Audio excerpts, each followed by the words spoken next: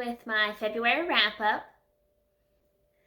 This month I read 5 books and I DNF'd 1. This was a pretty good reading month for me. I think listening to some good audiobooks really jump-started my reading. The book that started off my month was One Last Stop by McQuiston. This is a female-female romance. We follow our main character, August. She is newly in New York City, going to school. She takes the subway on her route to school and she meets Jane. She soon finds out that Jane is actually stuck on the Q train, and she's been stuck there since the 70s. This is just the cutest book. I read this, I listened to it in, I think, less than 2 days. I woke up in the middle of the night, my dogs woke me up, and I was like, since I'm already up, I can listen to a few hours of the book. And I had to go to work the next morning, and I loved it.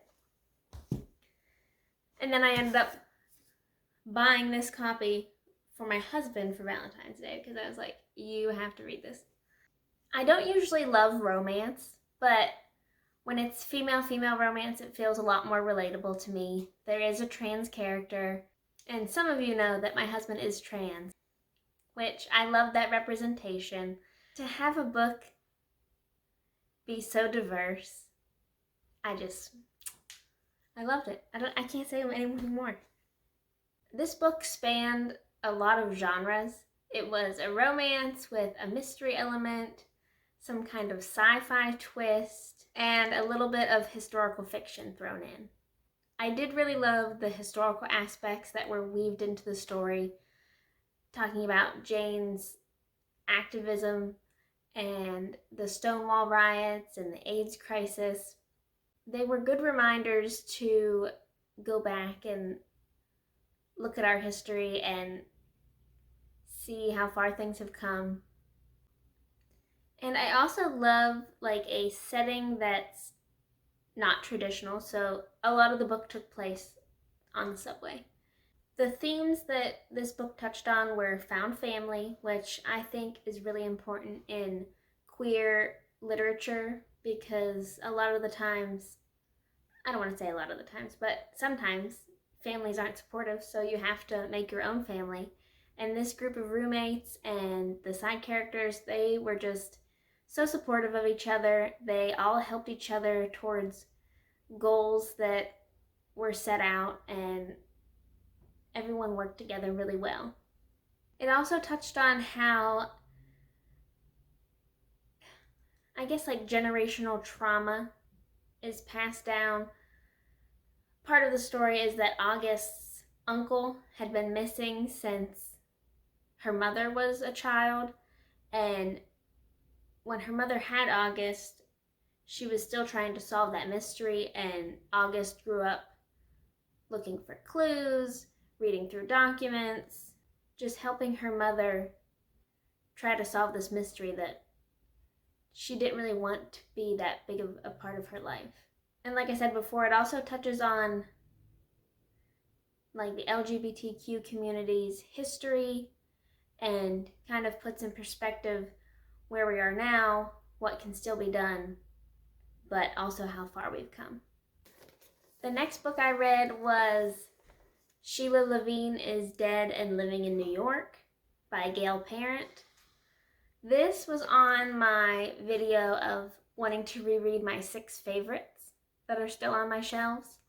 And while I was reading it, I really regretted saying that it was one of my favorites.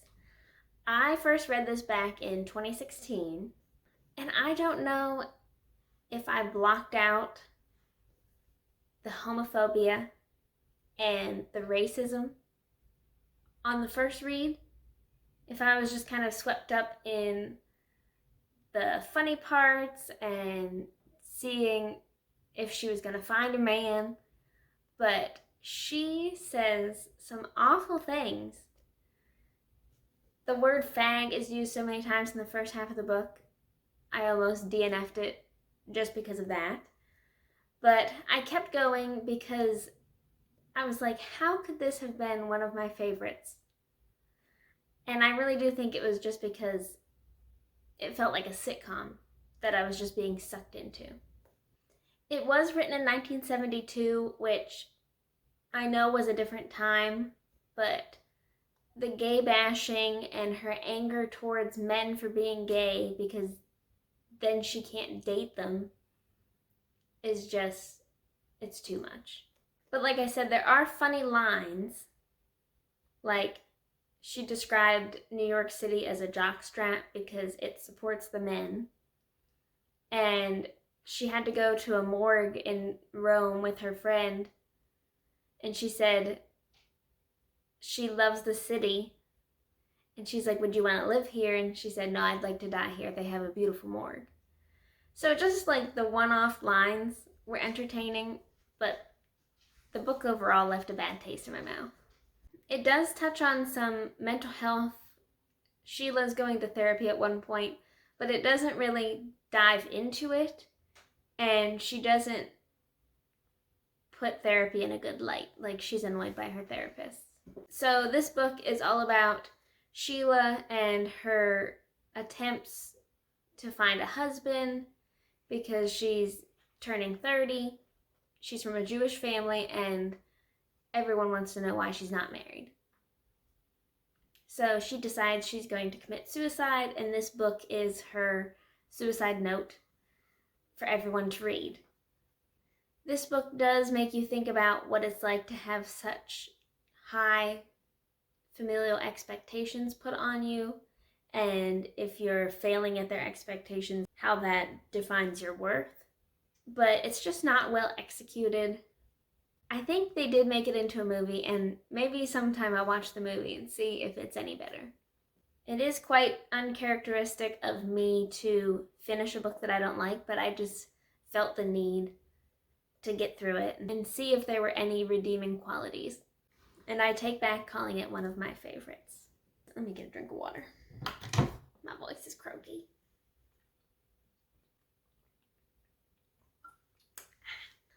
The next book I read was the final revival of Opal and Nev by Donny Walton.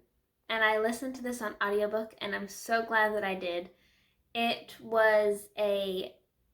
like a journalistic fictional piece about a band, a duo, Opal and Nev.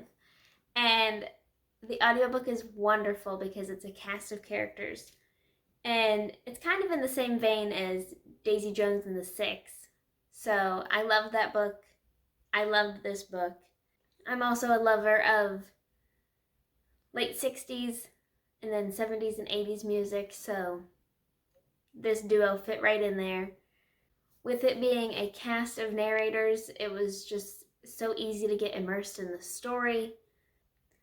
This book touched on themes of intricacies in a working relationship, aspects of racism, and how someone's recollection of an event could change their perspective on that event, and how it could affect the other people that were involved in that event as well. Overall, I really loved this book. The main plot point was very divisive. It was interesting to listen to how all the characters described their memories of what happened on stage that night. And it was terrifying. You could really feel Opal's anger. I forget her friend's name, but you could tell that he was afraid for her. Nev's reaction to it all was just so disappointing, like his memories later on. I don't think I loved how it wrapped up, but I would say the first 75% of the book I loved, and I was okay with the ending.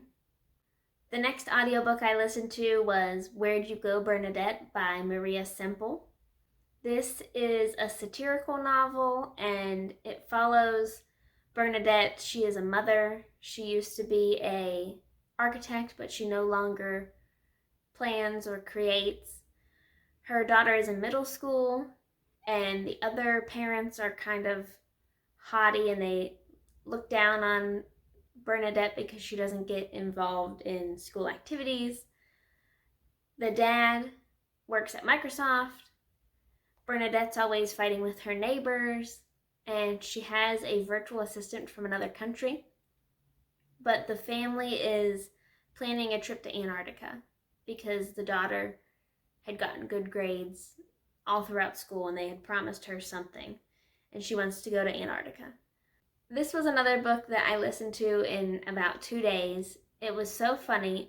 The voice of the novel just really comes through strong, both of the daughter and of Bernadette. It's hilarious. And this touches on themes of mental health, misunderstood relationships, creating. I'd be interested to read this in physical form because a lot of the time you would hear that this part of the story was an email or this part was off of a fax machine, and then there were FBI case files. It just sounds like it would be a very interestingly formatted book. And a bummer of listening to the audiobook was that I wanted to annotate, like I was taking notes while I was listening at one point, but they're all spoilers. But I was just writing down like funny quotes or things that I thought were like foreshadowing, and I just really enjoyed listening to it. I'll probably reread the physical copy and annotate it. And I know there's a movie, but I don't know if they can pull off how funny the book is in the movie. Let me know if you've watched the movie after reading the book. Is it good? Not good? Let me know down in the comments. The last book I finished in February was 18th and Castro by Kallmaker. This was in my previous video going through all of my physical unread books, and Karina from the Karina Chronicles had commented and said that she would like to see me prioritize this one to hear a little bit more about it. So I made a point to do so, and I really enjoyed it.